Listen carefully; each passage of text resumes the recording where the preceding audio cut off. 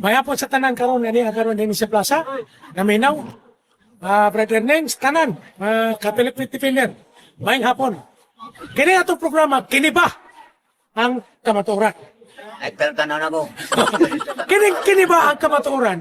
Usa kini kapagtuki kung ang atong gisulti tinuod ba?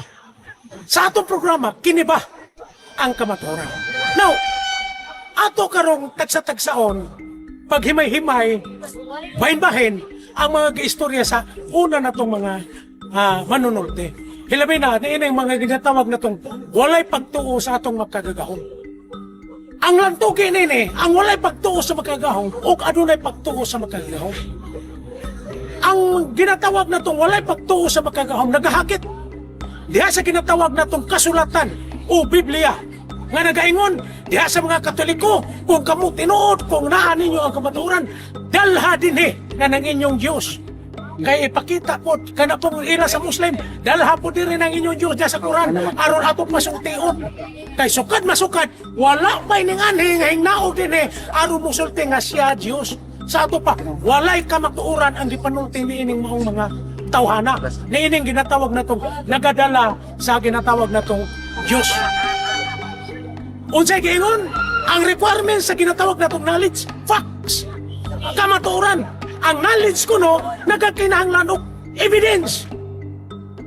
That is the real meaning kung niya ang ginatawag na itong knowledge. Now, arita sa ginatawag na itong, kasi gamiton gihapon na ito ang knowledge. Knowledge, kining ginatawag na itong positive ba? Always, positive, kining ginatawag na itong positive, always capable of definition. Basta mo ingong ganit kag positive, always capable of definition, di kina pwedeng masupak. Basta mo yung kag positive. Pero kung ingong kag negative, what is negative? When you define negative, it ceases to be a negative. But that is existence. When there is positive existence, there is negative existence. Pulos na ang duha, naka-exist. Walay nawala niya na. Kaya kung maingong kag, puro na positive ng kalibutan, walay ginatawag na itong balansi. Tagaan ta mo ka example. Sa mayake, maingong ko ninyo, kining ginatawag na itong zero. Ang zero, ang half ini, positive, ang half ini, negative. Ako mong klaro nga example. Nakita mo timbangan? Timbangan baboy? O diba? Kanang magbaskula ba? Kanang o espada ba na? Kanang tagas kayo? Nga, ano na mga numero dire? Bitayo na sa PC. Pagkuman na, itipo ni mo. Asa ang tipo anak? Zero. Ang katunga anak, negative. Ang katunga anak, positive. Basta na zero. Ang dire naabay, ginatawag na to nga number? Wala gina number dire. Ang dire, puro may number. Kaya kung mong hikta na sa tumoy, mubabag din na pagana. Hikta ni mo na sa tumoy, puros positive. Mubabag di ay.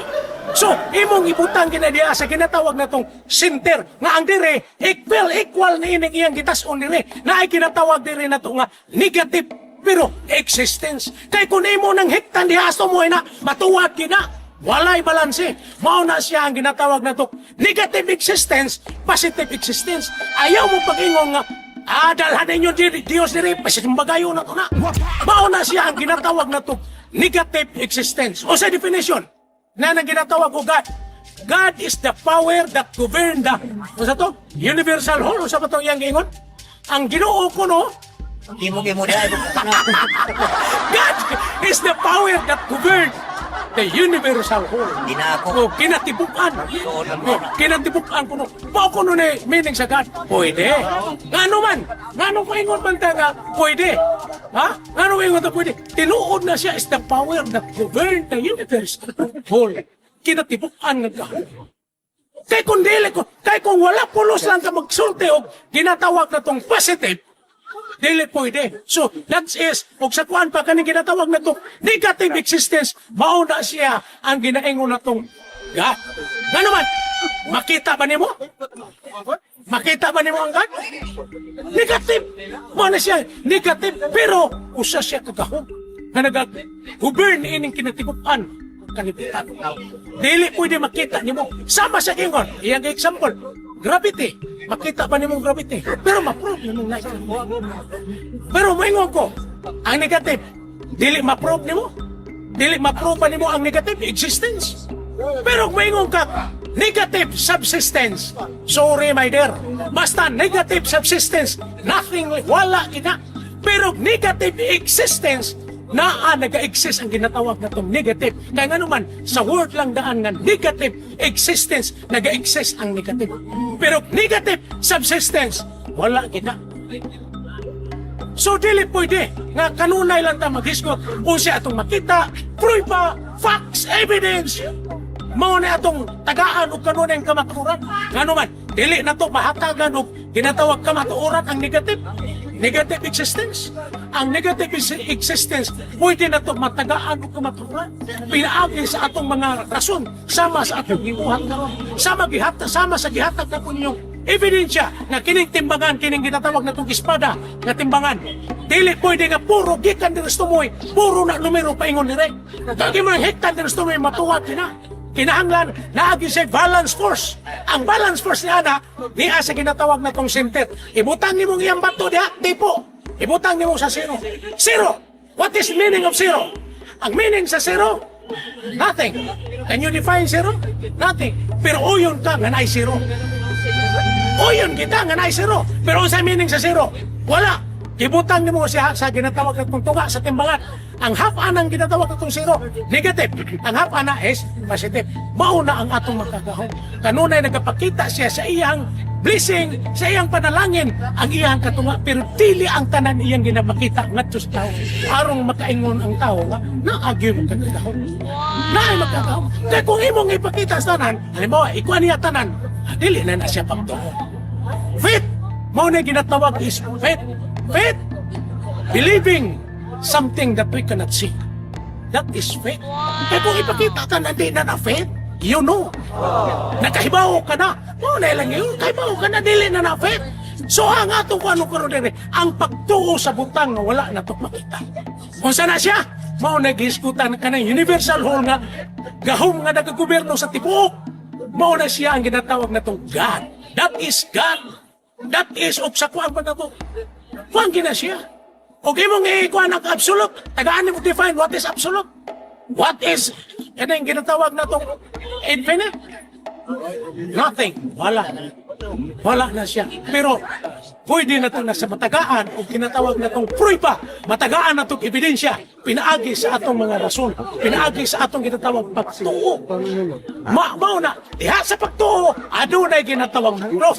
Sama karon sa atong gihatag nga pruiba. Diha sa ginatawag na itong pagtuo, sama sa akong ingon, usbon ko, hapit ang akong oras, usbon ko, sama sa timbangan, nga adunay negative existence, na ay ginatawag positive existence. Dili po nga gikan diri puro numero na diha. Kinahanglan na ang siya negative existence, na ay positive existence. So mga kaigsunan, mayroon po ninyo, hinaot po masabtan ninyo ang akong pagpasabot, nga na ay makagahom, sukwahin ninyo mga tao nga nag-ingon, walay makagahom. Ako mingo, na ay makagahom kay patapukon ko ni silang tanan. Patapukon ko ni silang tanan mga way pagtuo sa Dios. Aron ako i-prove diha kaninyo, kida kanila nga adunay makagahom nga nagagobyerno ni Tibuok ng Libertad. Daghang salamat, mayong hapon kaninyo.